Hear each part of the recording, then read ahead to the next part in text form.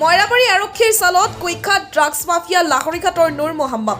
মৰিগাঁও জিলাৰ মইৰাবাৰী আৰক্ষী থানাৰ পৰিদৰ্শক পংকজ দাসৰ নেতৃত্বত এতিয়া আৰক্ষী দলে এক গোপন সূত্ৰে পমহেদি মইৰাবাৰী PNB বেংকৰ সন্মুখৰ পৰা নুৰ মহম্মদ নামৰ এজন কুখ্যাত ড্ৰাগছ মাফিয়াক ভূষণ পৰিমাণৰ ড্ৰাগছসহ গ্ৰেপ্তাৰ কৰিবলৈ সক্ষম হয়। ড্ৰাগছ মাফিয়াজনৰ ঘৰ লাহৰীঘাটৰ বৰখাবল গাঁৱত। ড্ৰাগছ মাফিয়াজনৰ পৰা আৰক্ষীয়ে প্ৰায় 11 গ্ৰাম ব্ৰাউন চুগাৰ জব্দ কৰিবলৈ সক্ষম হয়।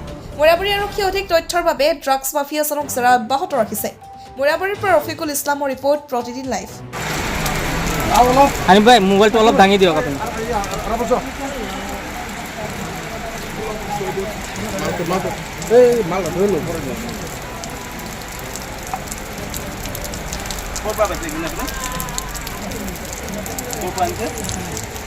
স্যাৰ এটালে বেলেগ এটা ল'ৰা মতে সেইটো ধৰা নাই, সেইটো পলাই, সেইটো বাইক লৈ পেলাই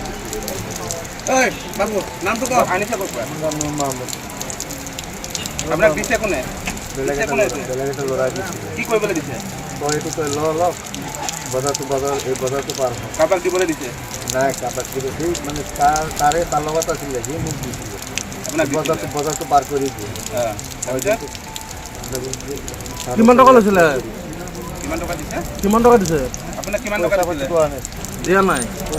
এনেই আহিছেনে আপুনি? পইচা পাতি কোৱা